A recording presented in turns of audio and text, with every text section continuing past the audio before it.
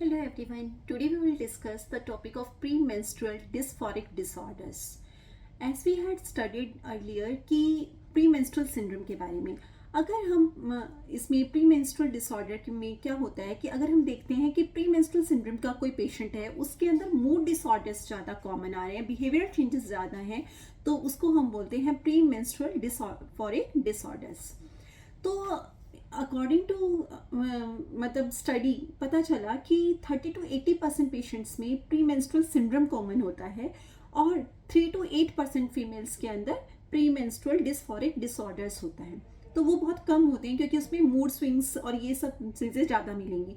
आप उसे डायग्नोज कैसे करेंगे? इसको डायग्नोज करने का क्या है कि हमने प्रीवियसली लेक्चर्स में देखा था कि प्री मेंस्ट्रुअल सिंड्रोम को डायग्नोज करने के क्राइटेरिया क्या हैं. उसी में हमने उसको 4 पार्ट्स में डिवाइड किया था, जिसमें से एक न्यूरोसाइकेट्रिक प्रॉब्लम्स थी, एक था बिहेवियरल प्रॉब्लम्स. अगर उन दोनों जो हमने उसमें पढ़ा था, अगर उन दोनों को अगर आप देखोगे उनमें से एटलीस्ट 5 सिम्टम्स अगर हो रहे हैं किसी फीमेल को, more than equal to 5 symptoms, at least का मतलब है 5 या मोर देन इक्वल टू 5. ठीक है, अगर 5 से ज़्यादा हो रहे हैं या इक्वल टू 5 सिम्टम्स आ रहे हैं न्यूरोसाइकेट्रिक या बिहेवियरल सिम्टम्स, तो उस पेशेंट में डिस्फोरिक डिसऑर्डर होने के चांसेस हैं. साथ में और भी हम ऐड करेंगे एक उसमें. और क्या होगा कि ये जो सिम्टम्स होंगे वो किस टाइम ऑनसेट कब होगा? उनका ल्यूटियल फेज में ऑफ द मेंस्ट्रुअल साइकिल. ठीक है, उसके बाद इम्प्रूव कब होने स्टार्ट करेंगे? After at the time of menses, at the onset of menses. और उसके बाद वो ठीक कब हो जाएंगे, रिग्रेस कब हो जाएंगे? After menstrual phase. दूसरा इसमें क्या होगा, more than equal to 1 symptom कौन सा होगा? मूड चेंजेस से रिलेटेड वाला. मूड चेंजेस में क्या होगा? नंबर 1 एक इसमें हम देखते हैं अफेक्ट लायबिलिटी. एक होता है मूड, एक होता है अफेक्ट. अफेक्ट होता है एक पर्टिकुलर टाइम पीरियड पे हम देखते हैं. ठीक है, जब आप साइकेट्री में आपने कभी एमबीबीएस में पढ़ा होगा कि अफेक्ट होता है एक टाइम पीरियड पे, पर्टिकुलर टाइम पीरियड पे हम किसी का मूड देखते हैं कि कैसा है, कैसा वो इंसान बिहेव कर रहा है कि पर्टिकुलर टाइम पे. और अगर हम प्रोलॉन्ग टाइम के लिए देखते हैं तो उसे हम बोलते हैं मूड. तो उसका अफेक्ट लायबिलिटी रहेगा. दूसरा उसमें क्या रहेगा, अफेक्ट की लायबिलिटी से क्या होगा? बंदा इरिटेटेड रहेगा, तो इरिटेशन ज़्यादा कॉमन होगी. तो इरिटेशन ज़्यादा होने से क्या होगा? गुस्सा आता है, एंगर आएगा. उससे क्या होगा? इरिटेशन होगी, एंगर होगा, तो क्या एंग्जाइटी में भी रहेगा बंदा, एंग्जाइटी के फीचर्स आएंगे. ठीक है, इसको हर चीज़ को कनेक्ट कर करके याद करते रहो, नहीं तो इतने सारे सिम्टम्स हो जाएंगे, वी कांट लर्न.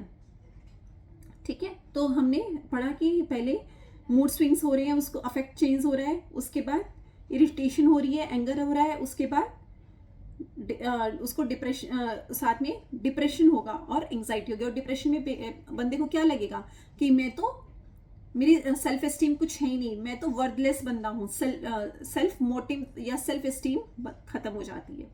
तो ये हो गया एक. फिर उसके बाद मोर देन, इनमें से कोई ना more than equal to 1 symptom होगा. फिर उसके बाद हम दूसरा एक कैटेगरी बनाते हैं कि more than equal to 1 symptom किसका होना चाहिए?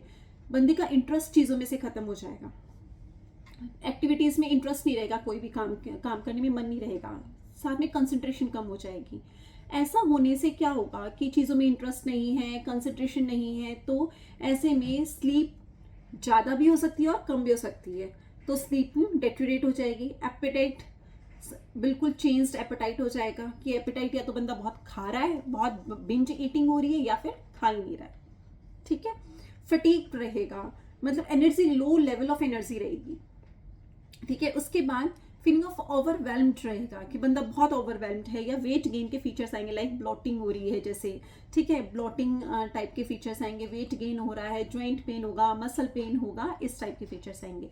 उसके बाद हमने चौथी कैटेगरी बना रहे हैं कि ये जो सिम्टम्स आ रहे हैं वो किसी मेडिकल डिसऑर्डर या किसी साइकेट्रिक प्रॉब्लम की वजह से नहीं है. लाइक साइकेट्रिक प्रॉब्लम मतलब कोई मैनिया, डिप्रेशन, इन सब की वजह से, या कोई पैनिक अटैक्स आना या एंग्जाइटी होना, उन सब की वजह से नहीं है.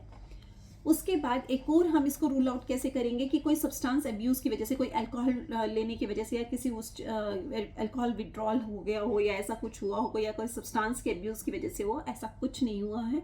ठीक है, नेक्स्ट है, इसको हम क्या करेंगे, ये सारे सिम्टम्स हम पेशेंट के फॉलो करेंगे for particularly at least for 2 consecutive cycles. 2 consecutive cycles तक अगर ऐसा ही पैटर्न रिपीट हो रहा है तो हम कह देंगे पेशेंट को कि she may be suffering from premenstrual dysphoric disorder.